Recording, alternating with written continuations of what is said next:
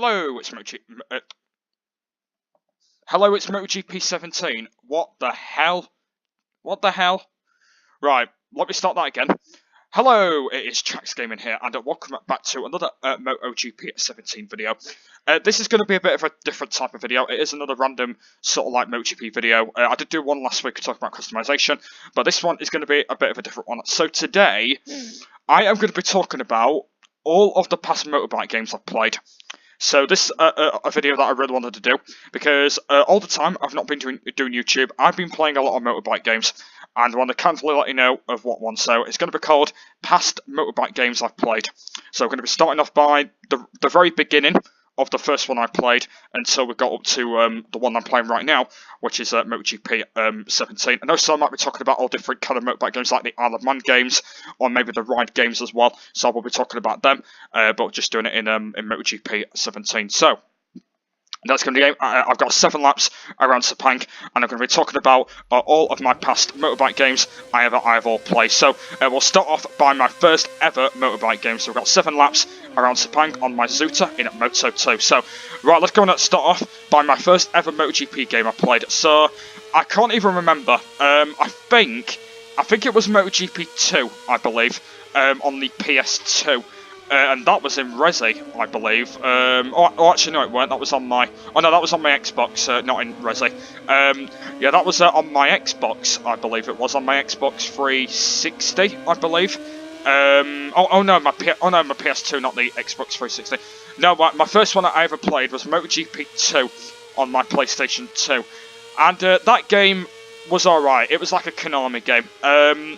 I didn't really like it at first, but I did get the hang of the game, started to play it a lot more, yeah, it was a good game. I think I really enjoyed it. I think probably not one of my best games I've probably ever played, but past to what though, it was a really good game. I actually really enjoyed it. So that was my first ever game I played.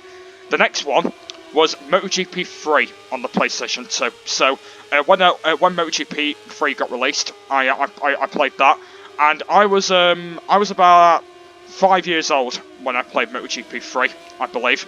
I think I might have been a little bit older, I can't remember, but I believe I was about 5 years old when I played MotoGP 3.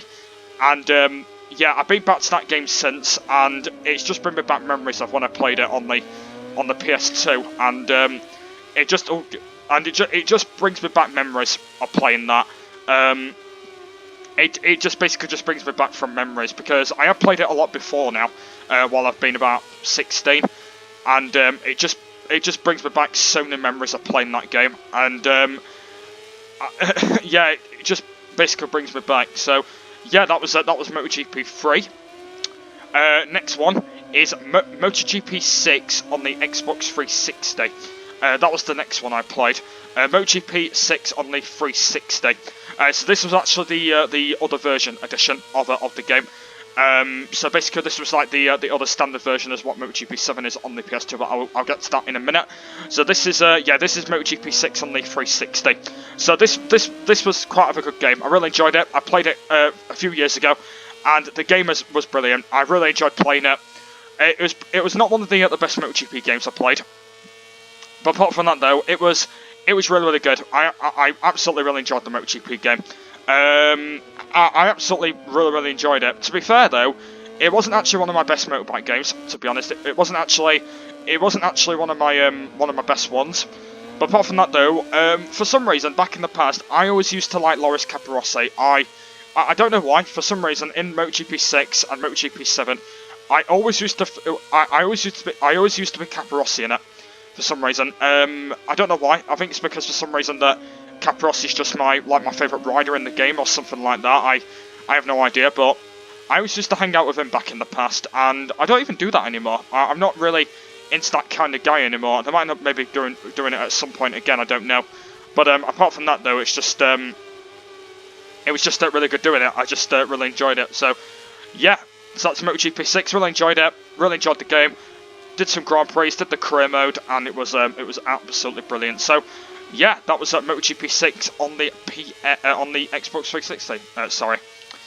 Next up is MotoGP 7 on the PlayStation 2 and on the Xbox 360. So this is a bit weird, this one, because MotoGP 7 is split in half. So half of it is on the PS2 and half of it's on the 360. So I will explain the PS2 version of it first, and then I will explain the 360 edition about it first. So right, we'll start off with the PS2 version first. So basically the PS2 version, basically that was a lot more harder than the 360. So basically, when I first started playing the PS2 version of the game, that was okay actually. I managed to get the hang of the game. It was a little bit difficult actually. Basically, I started to do the career thing, whatever you have on there. I actually did a lot of Grand Prix on it, by the way. I did do a lot of Grand Prix on that one, and apparently, yeah, it was brilliant. I absolutely really enjoyed playing that. It was brilliant. I absolutely really enjoyed it. To be fair though, it wasn't actually one of the best ones I played because, like the 360 edition, what I'll kind of explain in a minute, this one was a lot more harder than what I played on the Xbox 360. So this one was a lot more harder, but it was just a lot more. This one was just a lot more better than the one I played. So I did do like a lot of Grand Prix because for some reason I used to be in that game quite a while ago. For some reason, I think when I was about 12 years old, or about 13, I always used to play that game on the PS2. This actually one I didn't have Xbox Live back then, but basically I used to go on it all the time, and it used to be one of my favourite games I used to ever play on there. And I've actually not played it since. I've not been bothered about it anymore. I don't know why. I don't know whether I will go back to it at some point. I don't know. But apart from that, though, it was one of my best motorbike games I've probably ever played at the moment, and it was brilliant, absolutely brilliant. Really enjoyed it, and it was just really good. One of the best games I've played. So right, let's go and talk about the 360 edition of it now. So basically, the 360 edition of it is really different. The 360 edition that is really different. So basically, it's like a bit like the Konami one, like the MotoGP 2 game. So it's pretty much like the Konami game that you basically have on the PS2 version of the game. But basically, it's just a bit slightly different. So it's just a little bit different. But this is the one I absolutely loved on the 360. It was one of my favourite MotoGP games, and I gotta say, it is one of my favourite ones. It is actually one of my favourite ones I've ever played on the 360, and it was absolutely brilliant. One of the best MotoGP games I've played so far. I played a lot of Grand Prix, played a lot of time attack modes, did like a couple of championships on it, and it was brilliant, absolutely brilliant. I just loved the game, and it was just one of the most incredible games I've played so far. I wish I could be able to do it on my channel, but the problem is I've got to record on the 360, and recording on the 360 is probably a little bit laggy for the capture, so that's why I'm not bothered with that. So like I said, I've just stuck with Xbox One and PC with my channel. But apart from that though, I might end up coming back to it in the future and start playing a little bit more of it. But apart from that though, like I said, I've been saying, it's one of my best ones I've played so far. And hopefully I might be able to retain that in the future, and I might be able to play a lot more of it. Right, the next one is MotoGP 8 on the PlayStation 3. That was the next one. So this one was a little bit of a different one. This one, so MotoGP 8 on the PlayStation 3. Well, this one's like MotoGP 7, but this one's just a little bit different. So I've actually not been to this game since, but apparently this game is actually not that hard. So I did do like a bit of career mode, and I did some quick race on it and stuff, but apparently this one is actually not as different as what all the previous games are, because this one is like MotoGP 7. It's just like MotoGP 7, but basically it's just a little bit different than what all the other past games are. So when I started playing this one, it wasn't too bad when I first played it. Oh god. Yeah, it wasn't as bad, and it was just a really good game. Career mode was really good. Quick mode. I think I watched a guy on YouTube quite a while ago of doing MotoGP 8, And that actually reminded me to actually get MotoGP 8, because I actually bought MotoGP 8 for the PS3, and I basically decided to have a little bit of a game of it. So I did quite a while ago, and I actually really enjoyed playing the game. It was really good when I played it, and I've actually not been back to it since, actually. So I don't know whether I will end up going back to it. I have no idea. But apart from that, though, it's just really good. It's probably one of the best ones I've played so far. I actually guarantee it's actually not better than MotoGP 7, because MotoGP 7, I gotta say, is one of the best ones I've ever played so far. But I gotta say that that MotoGP 7 has still got to be the best. So yeah, that was MotoGP 8, guys.